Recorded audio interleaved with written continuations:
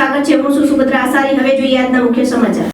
અરવલ્લી જિલ્લાના મોડાસા તાલુકાના હફસાબાદ ગામમાં ચૂંટણી પહેલા જ લોકશાહી વચ્ચે અસંતોષનો જોરદાર વિસ્ફોટ જોવા મળી રહ્યો છે। ગામના આશરે 400થી વધુ મતદાતાઓએ ચૂંટણીનો બહિષ્કાર જાહેર કર્યો છે, જેના પગલે ગામમાં વિરોધના નારા ગુંજી ઉઠ્યા છે।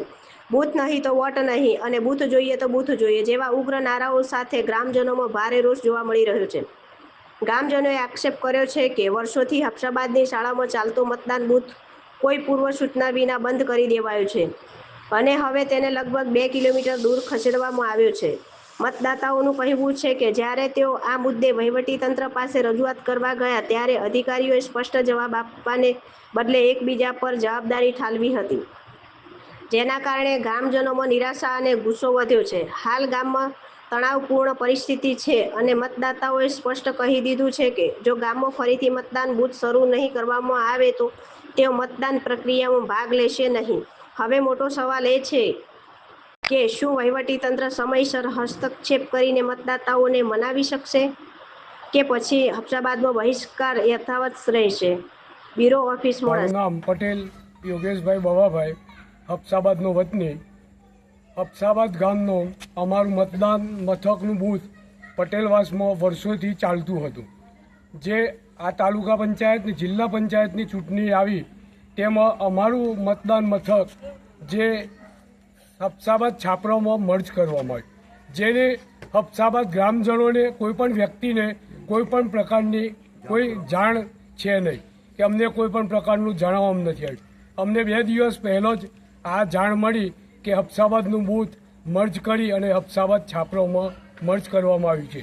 તો અમે આજે ડેપ્યુટી કલેક્ટર સાહેબને મળ્યા, એથી મામલતદાર સાહેબને મળ્યા, ટીડીઓ સાહેબને મળ્યા।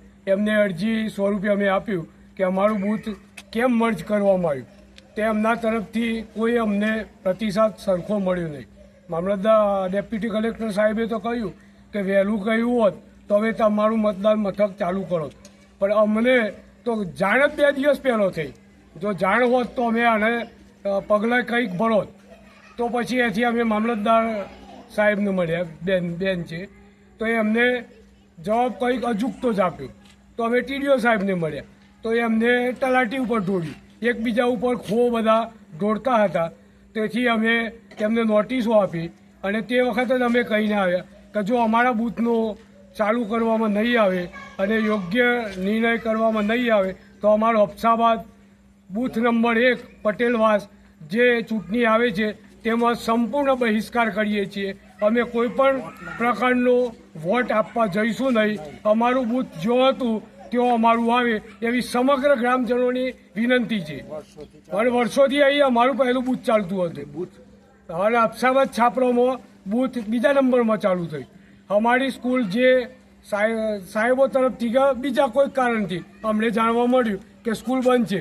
સ્કૂલ બંધ છે એના પછી પણ 3 થી 4 ચૂંટણીઓનું મતદાન અમે હફસાબાદ પ્રાથમિક શાળામાં જ કર્યું છે અને તો જ કર્યું। અત્યાર સુધી એવી કોઈ પણ ચૂંટણી ગઈ નથી કે જેનું અમે મતદાન હફસાબાદ સિવાય બીજા કોઈ મતદાન મથકે કર્યું।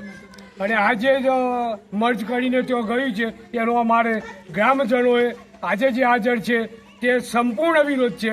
અમે એક પણ વ્યક્તિ હફસાબાદ પટેલવાસ મતદાન મથક અમારું એક આવે છે એમાંથી વોટ કરવા જઈશું નહીં અને સંપૂર્ણ બહિષ્કાર। એ બૂથ કેટલા કિલોમીટરનું અહીંથી જે દૂર જે લઈ ગયા છે એ લગભગ 2 થી 2.5 કિલોમીટર દૂર થાય, દૂર એ ગામ દૂર છે। અને અમારે અહીંયા આગળ બૂથ અહીંયા ખરેખર જૂના વખતથી બૂથ ચાલુ હતું જ અને અત્યારે હાલમાં પણ આ શાળામાં ભલે સંખ્યા નથી, શાળા બંધ થઈ ગઈ છે, પણ અહીંયા આગળ બૂથ થાય તેવી વ્યવસ્થા છે। 2 ધાબાવાળા મકાનો પણ છે, એ મકાનની અંદર વ્યવસ્થા થઈ શકે તેવી છે। અને છતાંય એમને જો બૂથ બંધ કરવું હતું તો બીએલઓ દ્વારા અમને કોઈ પ્રકારની કોઈ ગામની અંદર કોઈ જાણ કરવામાં આવી નથી। તેમજ શાળાની અંદર જે બૂથ બંધ થાય તે નોટિસ પણ મૂકવામાં આવી નથી। એટલે વહીવટીતંત્ર તરફથી બિલકુલ પ્રકારની કોઈ અમને કોઈ તલાટી કે કોઈ ટીડીઓ કે ડીડીઓ કે કોઈ કલેક્ટર સાહેબ તરફથી અથવા મામલતદાર તરફથી અમને કોઈ પ્રકારની કોઈ માહિતી આપવામાં આવેલી નથી। અમને પરમ દિવસે જ મૌખિક માહિતી મળી એટલે ત્યારથી અમે થોડા સચોટ થઈ ગયા છીએ, જાગૃત થઈ ગયા છીએ। આપણે સંખ્યા કેટલી હશે? સંખ્યા અમારે લગભગ 400 ની આસપાસનું વોટિંગ છે અમારું અહીંયા આગળ। 400ની આસપાસ હા, અને એ જે બૂથ જે હફસાબાદ છાપડો જે છે એ અમારા બીજા પારામાં ગણાય. એટલે એ લોકો પણ પેલા ભૂતકાળની અંદર વોટિંગ માટે અહીંયા આવતા હતા. એટલે મૂળ બૂથ અમારું જૂનું બૂથ અહીંયા જ છે. એટલે અમારી માગણી એ જ છે કે ખરેખર બૂથ એ મળવું જોઈએ.